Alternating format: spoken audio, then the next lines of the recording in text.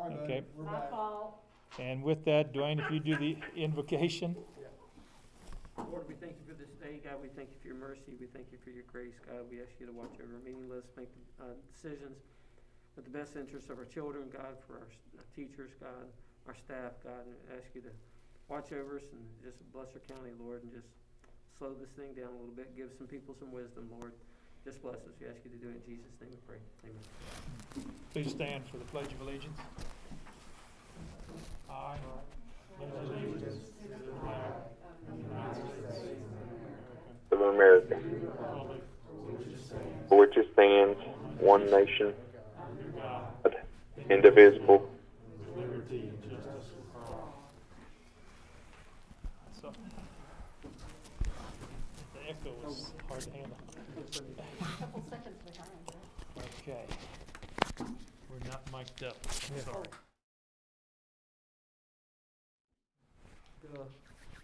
Okay. Seems like it's been a month since the last meeting, but it was last Friday. Been a whole lot of things happened since then. So, with that, the first item is to approve the minutes of the November 10th meeting. Anybody have any modifications to the minutes of the November 10th meeting? I do not. Okay, what about the November 24th special meeting, which was last Friday?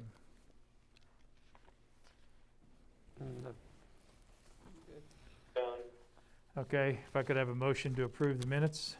I'll make a motion to approve the minutes. I'll second. Mr. Bailey? 4. Ms. Puckett? Mr. Buttrey? 4. Mr. Shepherd? 4. The attendance report as of November, we've documented 664 students, which is 21 less than last year. And I'm sure the principals will be talking to us, giving us more information on that. Financial reports, both income and spending are doing well. The forecast for the year is, she does a rolling forecast. It came in at 96% this month. So spending is in line. The CARES money of the $300,000 that we got from the county, we have it all earmarked and paperwork coming in, and looks like that's going very well.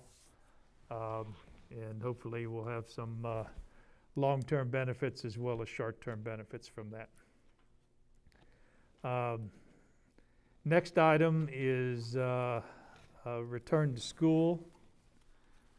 I'd like to talk a little bit about that. We want to discuss just kind of what's going on. And for this, I'm going to drop my mask just a little bit so I can be a little clearer. As we said, we met last Friday trying to determine the proper path forward, and we've had to change since then. As of Friday, Bland County had 216 cases. Today, Bland County is at 304 cases. So it's escalated very fast.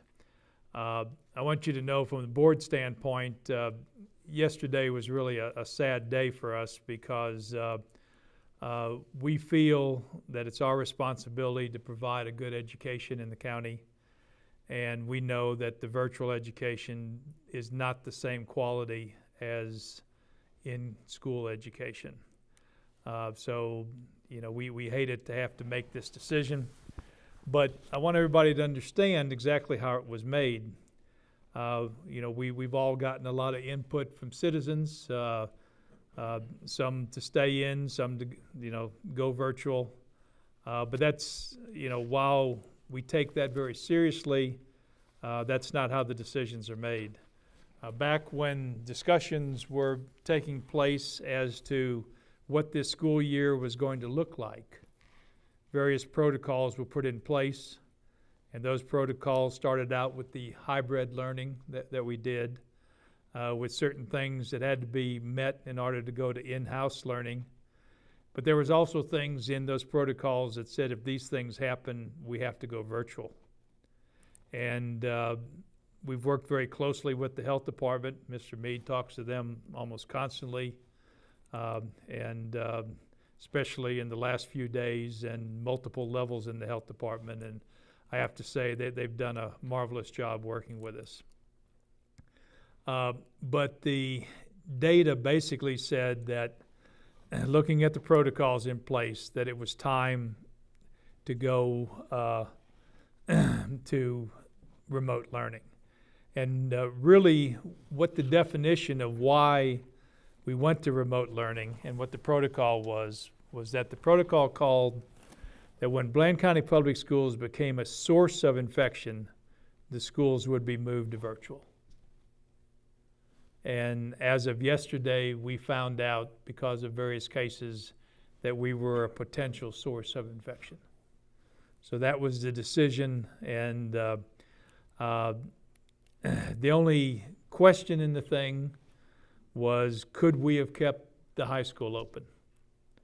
Because the source of infection, while I won't say it was zero, was much lower than it was at the elementary school. The elementary school was no question we were going to shut it down. But there was enough reason and enough risk that we decided, especially at this time in the school year, that the best thing we could do was to shut all of it down for the remainder of the calendar year. Like I say, we received a lot of input. Some of it was, I'll say, a little personal in their approach. Some people think that's the best way to make their case. Experience has shown me that seldom works. And we, like I said, we do take input very much to heart. But the key was basically the protocols we had put in place, and we felt we had a solid process of when we moved and how we moved. And we will continue to use that same process as we make decisions as to when we go back to school. And so towards the end of the year, and we've even talked about adding some steps as to asking people, where they've been, what their risk is, and possibly even asking tests to be taken. But the definition is the same. We've got to make sure that our buildings, our facilities are not a source of infection. So right now, our hope is that after Christmas break, that the data will show that we can go back to the mode we were in, the 4-day-a-week mode that we were in before we had to make this decision yesterday. And I know it's a lot of jumping through hoops for everybody, and appreciate everybody's effort. Like I say, if at all possible, we want to be in-house. There was a study that just came out in the last few days that said the report cards in the first part of this school year that had one F in the report card had essentially doubled throughout the country from last year. That virtual education, as we're currently doing it, is not working. It's not that it can't work, but the kind of crash course in virtual education that we've all had to go through is not working. And we know it does work better in some of the higher grades. The younger ones really struggle with it, but that's why we feel we've got to do more work as to defining how virtual education is done, the responsibilities of everybody, including students, parents, teachers, administration, so that we can do a better job of that. Because I do believe that virtual education will not go away after this is over. It's established enough now and ingrained enough, and hopefully we can get better at it and make it another resource for the school system. So like I say, that's how the decision was made, and we became a source of infection, a potential source of infection. And we'll be looking at things hard towards the end of Christmas break to decide what's the right way to start back up. With that, any other comments from the board that you'd like to add?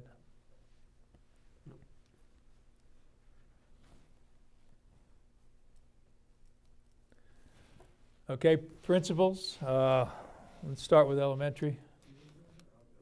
And they don't believe me? Let's start with high school. Let's do it. Thank you guys for letting us be here. First and foremost, Megan is back home from the hospital, and we're just glad that she's getting better. It'll be a slow process, but we're ecstatic that she's back, at least in the county. Bonnie Lundy has stepped into that long-term sub position with the help of first-year teacher Jesse Bailey, and all the teachers up in Building B have really helped Bonnie learn the in-person and virtual aspect of it. That's not an easy thing to do for someone who just walks into it. So we are so appreciative of her and everybody that's helped out with that. Attendance, the high school, we've got 336 as of today. I believe that's one more than we had last meeting. So we're fortunate for that. Before today, 91 students were virtual, either by their own choice or by quarantine. Yesterday, that number was above 100, but we got several kids back from quarantine, roughly about 13 kids back. So we were excited about that. Student and staff activity, I'm sure Charlie will touch on some of the things that they've been doing. Beta, Toys for Tots, they've been able to collect a lot of donations for that. Yearbook disbursement from last year, Ms. Leftwich has led that up. That has went as seamless as it can be. We still have some that are for sale, and anyone that's interested in that can get with Ms. Leftwich. Also, the fundraiser that the county put on for Megan, we were able to contribute several $100s to that. Drops in the bucket, but we were ecstatic to be able to contribute in some form to that.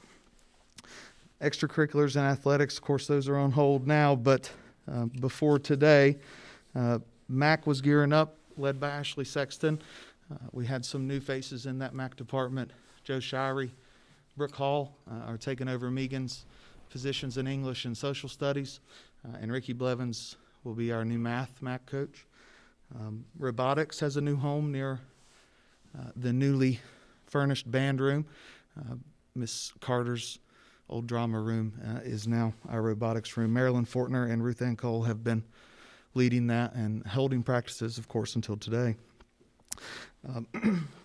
Athletics piece, all of our winter teams were ready to go. We had our first official practice yesterday, but of course that is on the back burner as of now. Academics, teachers are working day and night to try to reach kids that are underperforming. It's several. Way into the wee hours of the morning sometimes we'll get emails that, they're working around the clock to try to get these kids to some form of accountability, but being able to understand the concepts. So we're appreciative of that. It's not 100%, but they're not stopped working.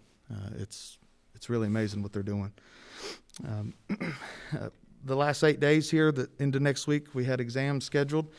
We're developing a plan now to be able to distribute the material to the kids with no internet. We've got some meetings that we're going to come together and try to figure out what's the best plan of action now that in-person is not an option. So we want to be fair and equitable to everybody. JDM and maintenance, that's been a hit all year. We have had some things at the high school come up that got resolved, maybe not as quick as we'd like, but things like that take time. When you're dealing with an older building with heat and electricity, and people have been patient with us, and JDM has moved quickly, so we're appreciative of that. About 90% of our issues the past week have been resolved, and they're still working. They were there working today, so we're extremely appreciative of that. Student discipline and, most important, safety. Students are getting more comfortable. Anytime that happens, you can run into some added difficulty, but we haven't had any glaring instances of out-of-school suspensions or anything like that. We've teachers they do a good job with their classroom management, and kids are responding well to what we have in place there. State Police and Mr. Ramsey, Sheriff's Department, they've dropped in several times to do some random checks with us. We have had some hiccups with some doors not being locked, but we're working to make sure that doesn't happen. So we're really appreciative of that, and Sheriff Ramsey's commitment to our school's safety. So, any questions for me? I know we talked about it, it's probably been a couple, maybe last year or something, the sinks in the building B. I know those are all geared for kids, like, Shorter? yeah, like kindergarten Right. kids. Have you ever talked to JDM about possibly getting those raised up, or I haven't, but that can be something we we might check and see if it's possible, so. I know we talked about it some time ago, but can do that easily. Yeah. Absolutely. Thank you. Thank you.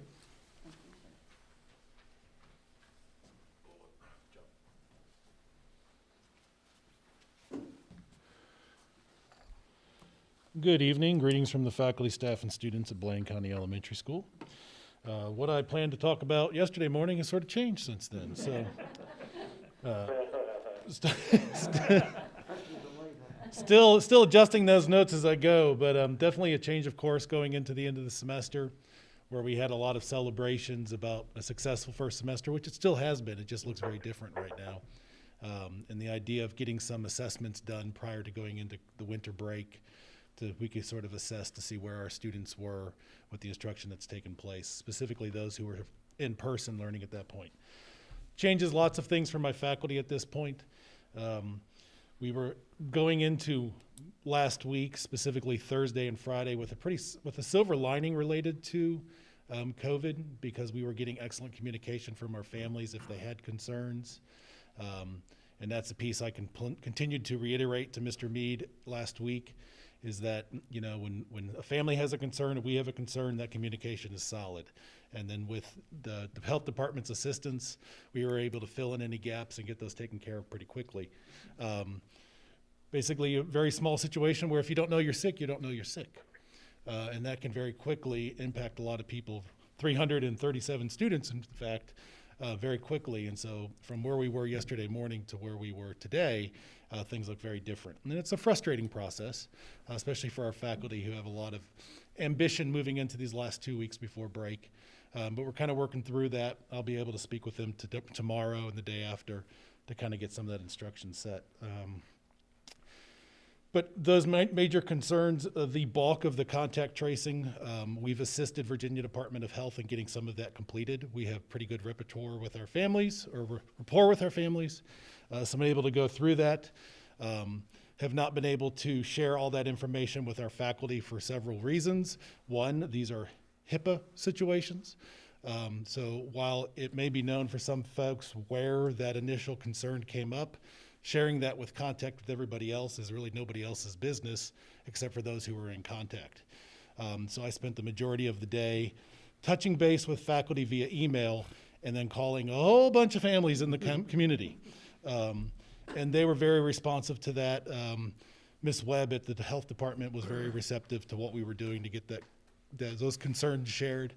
And basically it's to be on the lookout for any possible symptoms for their children at that point, and then anything we can do to assist at giving them resources as we move forward. So it's a lot of concern and acting out of an abundance of caution as we move forward. We did see some attendance dips following Thanksgiving, and in addition with those attendance dips, that was some students moving into virtual temporarily. We did see an increase on families requesting to go to virtual at that time as well too.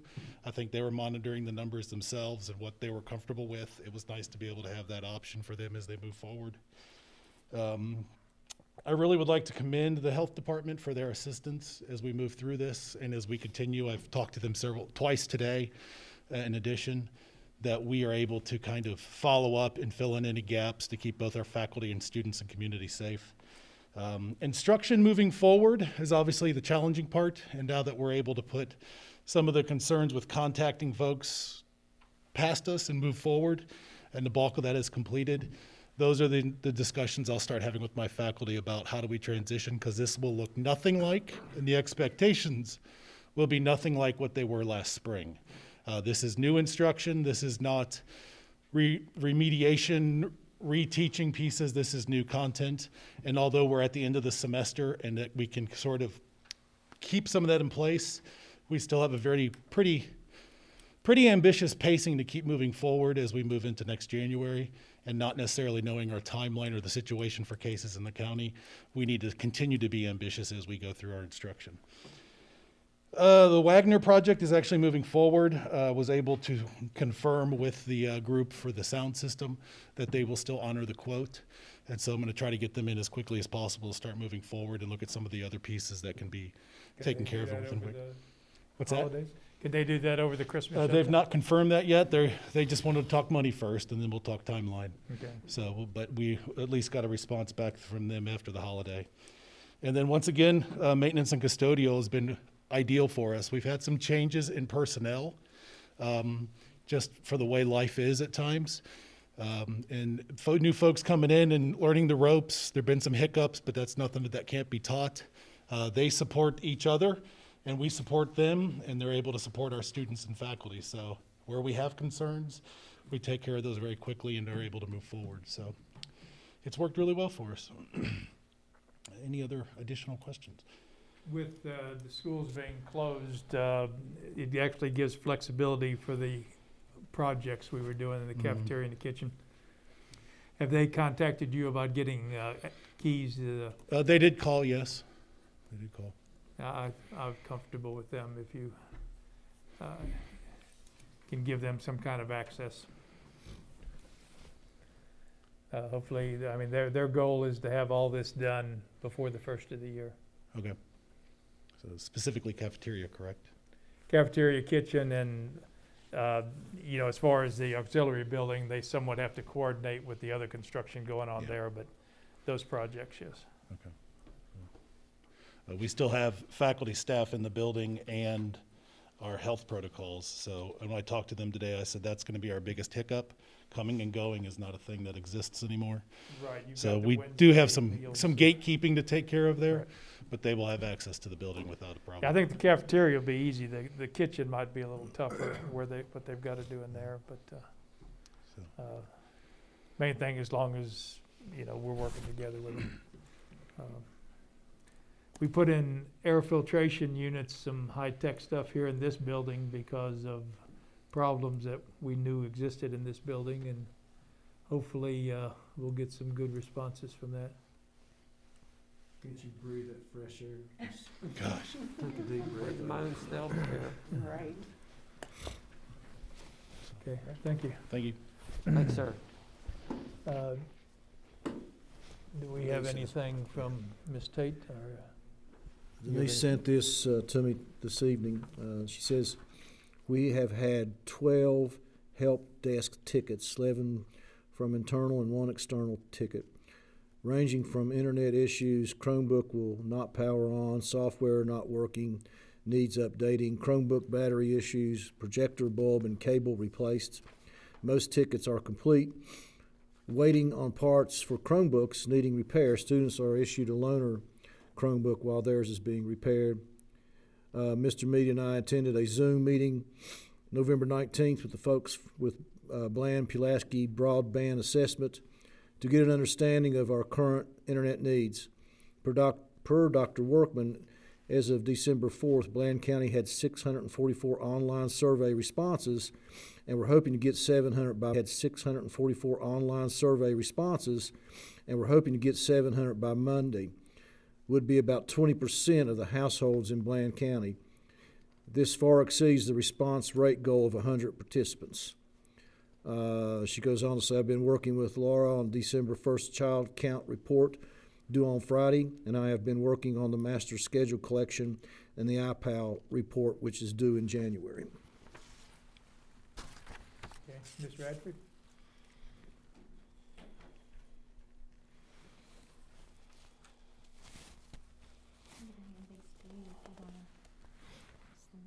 We'll pass them out.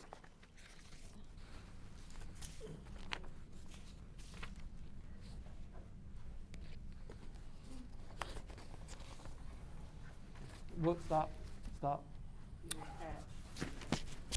Thank God you saw it. I pulled it on with you. Yeah, you're tethered. I'm just glad you listened to me. Surprised Joe didn't jump out of his chair. My list for you at the beginning, I just have some meetings and trainings that I've attended since last meeting. So those are listed there for you. In addition to those, yesterday we held advisory meetings for Title I, SPED, and Gifted. We did those virtually. As Denise mentioned, we have been working on the December 1 child count report that's due on Friday. I've also been collaborating with principals to make sure that we get our Level 1 training on restraint and seclusion completed with all of our personnel, which is required by the VDOE. I'm also working on STEM and Quill end-of-year reports that are going to be due December 21st. And Beth and I have both been working with teachers whose licensure is up in June to make sure they have everything in place so that come January we can start submitting those. So, and that was it for me. Anything, you have any questions? With busy. this virtual, what does that do to you in your role? I mean, does it make it harder, easier, impossible, or? It makes it possible. A lot of my meetings, of course, like with VDOE, I can't travel to Richmond for those meetings. Even the regional meetings that are held in the region, all of those are virtual now. Very little is in person. My key instructional leader meeting, that one is virtual. So they're very worthwhile because at least we can still communicate. Same thing with the training. I did some training on Virginia IEP, which is the program we use to write IEPs, and so that was good to be able to do that. So it's very, very beneficial. What about the writing of IEPs and that type of thing? What's it done to that process? Well, I have a SPED teacher sitting here. He can tell you we're writing and addending a lot of IEPs all the time. So the computer program does kind of help us as far as staying on timelines, keeping track of where we are in the process. But the federal government has not made any waivers for SPED, so we still have timelines that we have to comply with, and really nothing's changed with SPED. We have to just keep on trucking. So, Okay. Thank you. okay. Thanks. Mr. Mead? Yes, thank you. I was able to put a turkey in most people's hands during the Thanksgiving break. I hope that everybody enjoyed their turkey. Mine was real good. I'm sorry that some people didn't get one, but I think you got yours the other day, didn't you? So, but it was good. Also, I was able to play Santa Claus and go around and give some well-deserved attention on these with hazard pay to all our employees. I was happy to do that, and I think the employees really appreciated it. I heard there were some first graders that actually thought you were Santa Claus. I'm just saying. So Well, I'm just saying. That was. it was the rumor hard going to around. it was hard to compete with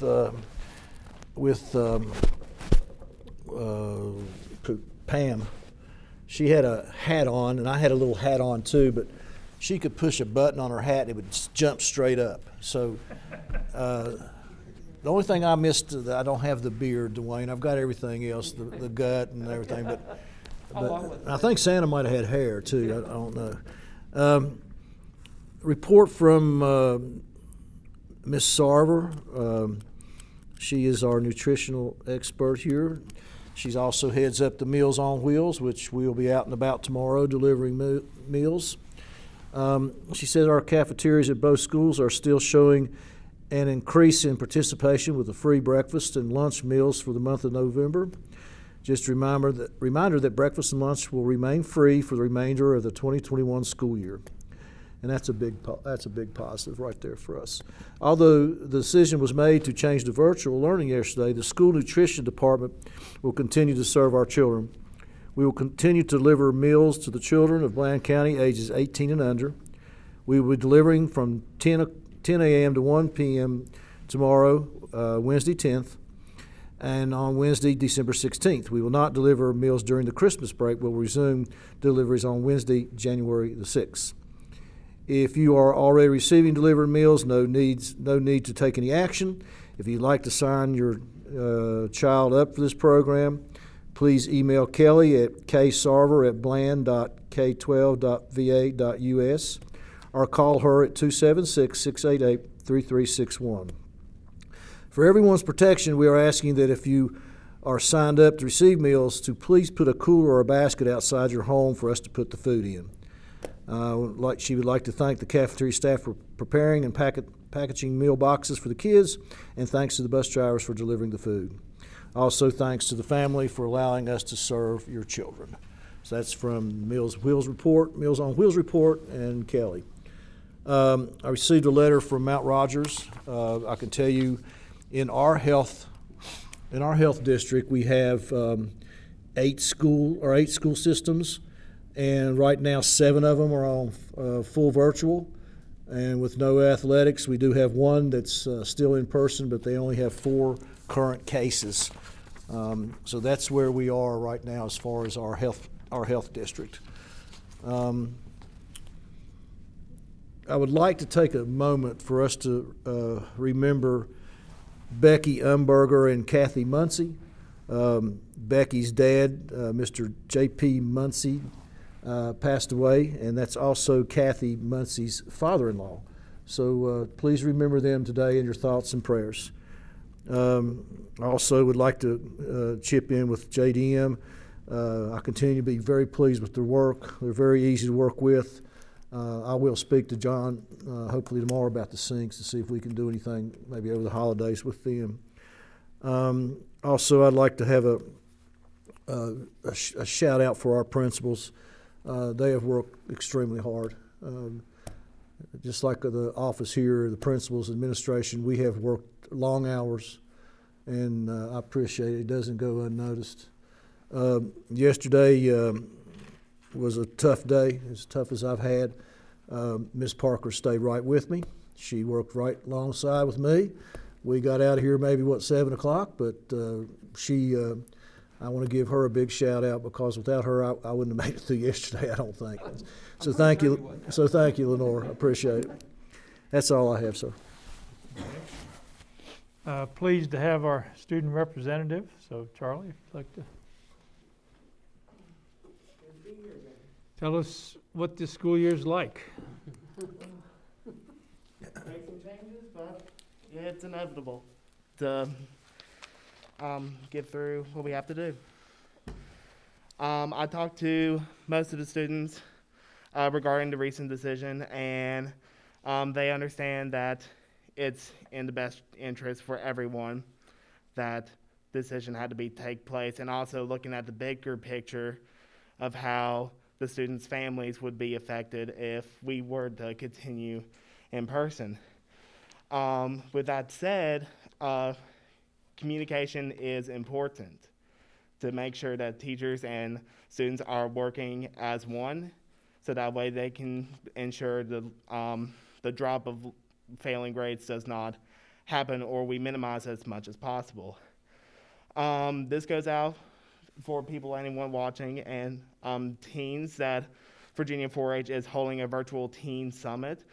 This summit tackles inclusiveness and equity, so subjects as of LGBTQ rights, women's rights, mental health awareness, and a broad set of topics. You don't have to be in 4-H to participate in this summit, but as we say, it's by teens for teens. So we would love to have some increased participation in that, and taking on new leaders to build up on the new solutions that we're coming up with our society. I want to recognize 2 seniors that are in FBLA. They are Kaylee Dunford and Dylan Havens.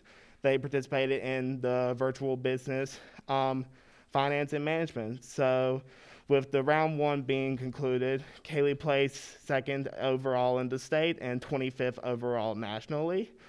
Though this does not qualify her for nationals, this was a really great increase compared to last year's competition.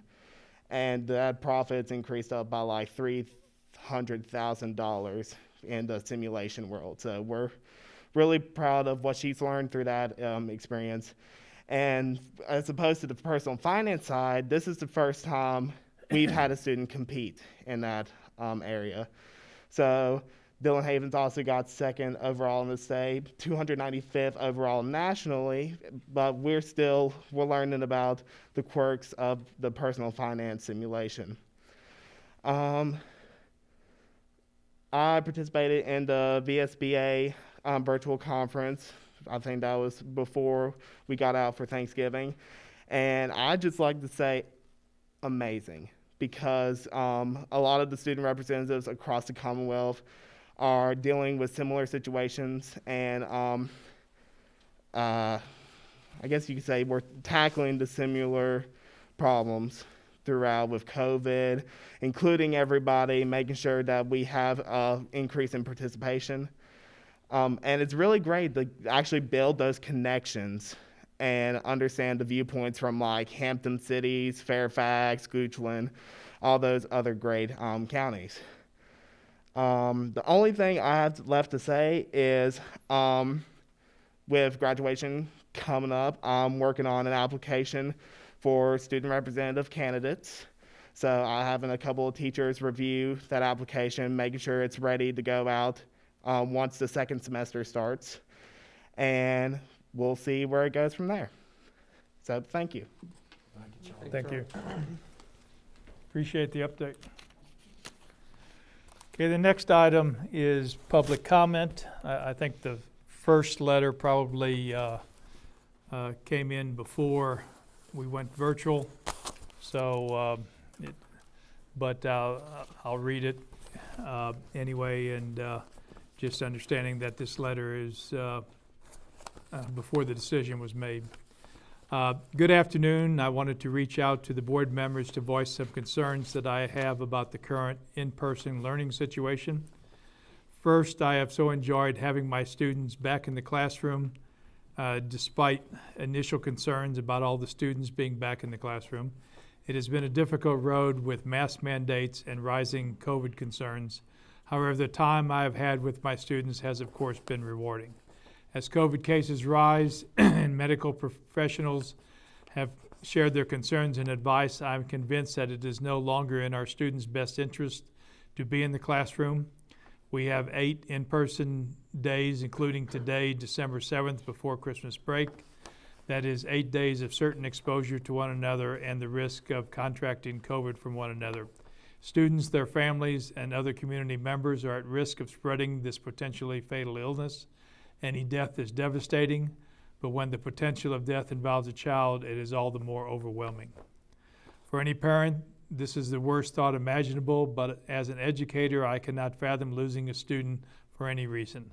I think it would be absolutely ridiculous to lose a student to an illness when precautions can be taken to prevent exposure to begin with. Virtual teaching is definitely not my favorite. However, I choose my students' health. I would like to see our board members and anyone else included in this decision to choose my students and their family over any other deciding factor. Thank you for your time, Laura Sage. Next letter. With all the negativity and criticism you're receiving in regards to keeping schools open, I want to take a moment and say thank you for trying to ensure that our children are receiving an in-person education. I appreciate your willingness to think of our children at this time. In keeping this brief, I would also like to make it noted that not all stakeholders share the same opinion of those most vocal at this time. To me, it is only hurting the children by having them go virtual for an indefinite time rather than only having students and staff quarantine when need be.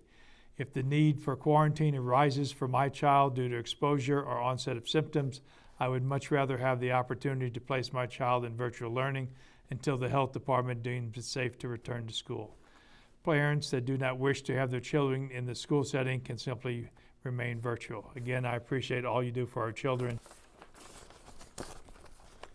Good evening. I want to take this time to thank Bland County Public Schools for making the responsible decision to send its students virtual for the remainder of the semester. With the growth and spread of the virus in the county, it is best to be proactive and protect our students, parents, teachers, and staff from contracting this virus due to school exposure. While we can't control what people do outside of school, we can control choosing not to have the school as a vessel in which the virus can spread. I appreciate each of you, and I'm glad it was decided to take the advice of the Mount Rogers Health District and complete the remainder of the year virtually. Thank you all. Megan Brinkley. Okay, and then we have one in person, Josh May.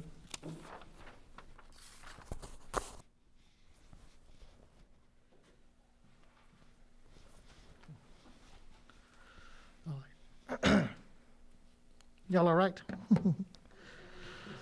Good, good. You know, usually when I get up here and I talk to you, I'll talk to you as a single teacher or as a parent. But tonight I'm representing the Bland County Education Association. First, we would like to thank you for the hazard pay that we received. It really is greatly appreciated. After your all's meeting, and we had a meeting yesterday as well, things changed a little bit. So some of this is kind of rehash of what you've already talked about. But on Monday, we had a meeting, and the majority of our members agreed that it was in the best interest of our students and faculty to err on the side of caution and to go virtual for our learning plan. The best education, as you all have stated, and as many of our members stated in our meeting the other day, that the best education for students is definitely in person. But clearly right now, according to the recommendation of the Virginia Health Department, it may not be the safest way of giving an education.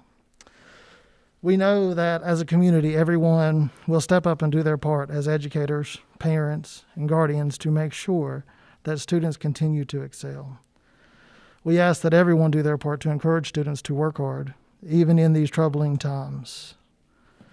If one life was lost because we put socialization, class time, sports, or even adequate food ahead of safety, that cost would be too high. So we want to thank you for considering the health and well-being of our students, our families, and our faculty when you placed us on virtual.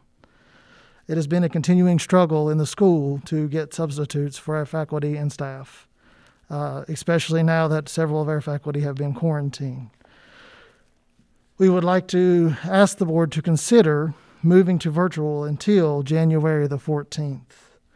This would allow people to have planning and to understand when we're coming back, and it would give you time to also assess what the COVID cases are like after Christmas break, assuming that our cases will keep going or slow down, or there could even be a resurgence after Christmas break. Another consideration that we have discussed is that we need clear and effective communication. Many announcements that are made on separate platforms, some made on the website, some made on Remind, some of them made on Facebook. With that being said, that limits who receives it. We're asking that you consider making announcements on all of those, especially for meetings and special meetings. Though Facebook is good, I know that a lot of families have Remind as well. Again, we appreciate your consideration for the well-being of our students and our faculty by placing us on virtual. Thank you. Thank you. Thank you. Thank you. Okay, we'll move into the action agenda. Do you want the school board? Oh, that's right. I'd like you to Sorry, I have a cut you board. short here. We'll start with the invisible one. I'm here. Hey, I just want to say I appreciate everybody. I know every person that is in our educational organization in Blaine County is doing their absolute best work in order to provide our students the best education that we can in these times. I just want to say I appreciate you, whether you're in the cafeteria serving a meal or whether you are answering the phone or whether you're working with students one-on-one each day, in person or virtual. And I just, I just want you to hear that from me tonight as well. I know that we don't have a planned meeting coming up before then, but I hope that everybody has a Merry Christmas and a Happy New Year as we go forward. And just want to say thank you to everybody.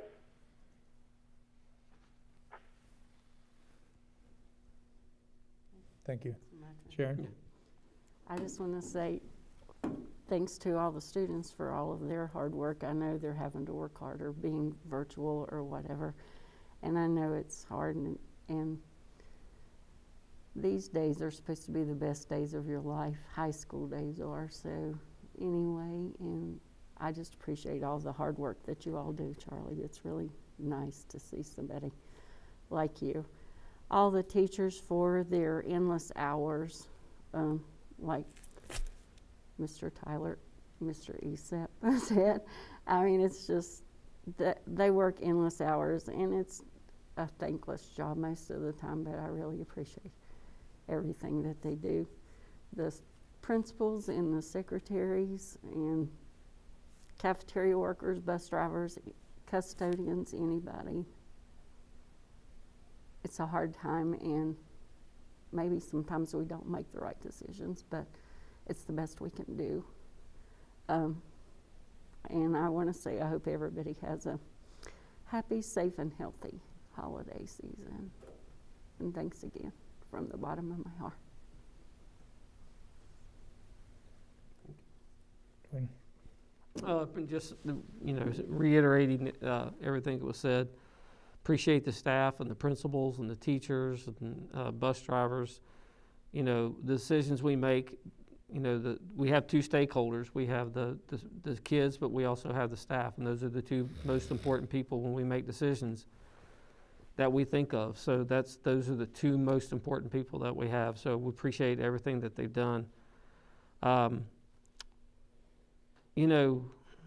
hate it for the kids, and unfortunately, the responsible people are the adults. These are the people that's brought most of this on, the people that's not been responsible and social distancing, and they're traveling, and they're wearing their mask, and now our kids are the ones that are paying the price for this, and I hate this. And so, for whoever sees it on YouTube, Facebook, or whatever, this Christmas, the next couple of weeks, tighten your belt up and do the responsible thing.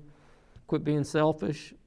Think about some other people. Think about the kids. Think about our teachers, and do what's right. I know I don't like wearing a mask. I dislike it. I don't like having to do it, but I do it. So, and for the teachers, if you don't hear from a kid in a couple of days and you haven't seen work from them, and reach out to them. I know that you're doing that, but I've heard comments that said that I haven't seen anything from this kid in several weeks.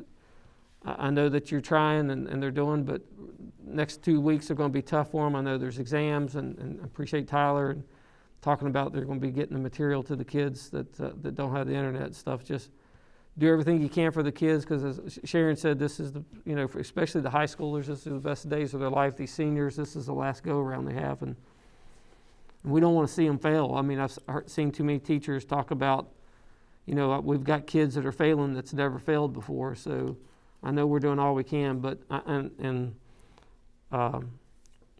wish we had tons of money to be able to give out for the hazard pay. I wish we had tons more to be able to do it because of everything that's going on and all the work that everybody's doing. Everybody's doing additional work, and it's not just in school systems, it's all the way around. It's almost every business and industry. So again, just for the people during these next couple of weeks of holidays, be responsible, quit being selfish and do the right thing, and let's try to slow this down so our kids can get back in school. So,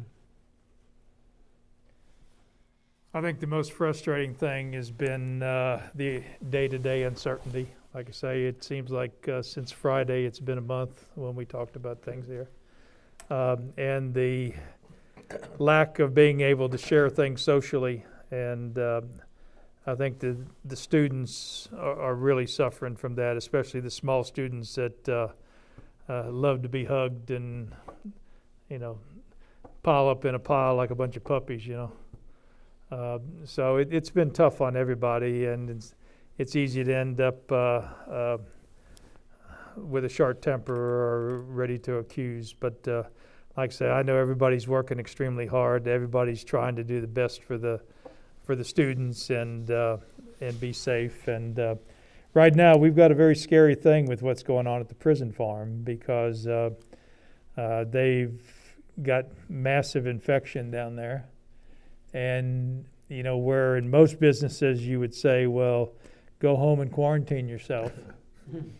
They can't send all their guards and stuff home and say, go quarantine yourself. So their workers are still working among that, which means there's a large chance that they're going to be infected and they're going to spread it further in the community. So I feel for all of them, and have a young man that works for me who was asked to do something down there that he knew was high risk, and he said he wouldn't do it. Basically, he was told that his job depended on it. He did it. He came down with COVID. He has 2 little girls, and so they've got a very tough environment down there, and it's I'll say it is having an impact on the county and the school system. So we've got a tough period here. Hopefully, if people, I'll say, behave well over Christmas, maybe a lot of it can pass through and we can come back and start the year off and have the kind of year that students think will like to remember, put it that way. Okay, now I'll go to approved payments. Any questions or modifications on the payments? None. If I could have a motion? I'll make a motion to approve payments. Mr. Bailey? 4. Ms. Puckett? 4. Mr. Petrie? 4. Mr. Shepherd? 4. Okay, O&M projects. Like I said, I think we've got virtually everything lined up for this CARES money. I think we'll end up with some nice facility improvements out of that. We do have one item left that does qualify for CARES, and that actually goes into the final payment on redoing the band room. And it covers the removal of the old tile, the removal of the wall, the sheetrock, the painting, the underlayment of the floor, the shoe mold, various things there. And that's for $14,680. And like I say, that will come out of the CARES money. If I could have a motion to approve that. I'll make a motion to approve that. Second. Mr. Bailey? 4. Ms. Puckett? 4. Mr. Petrie? 4. Mr. Shepherd? 4. The next item is COVID-19 leave. I know there's a document that's been handed to us. There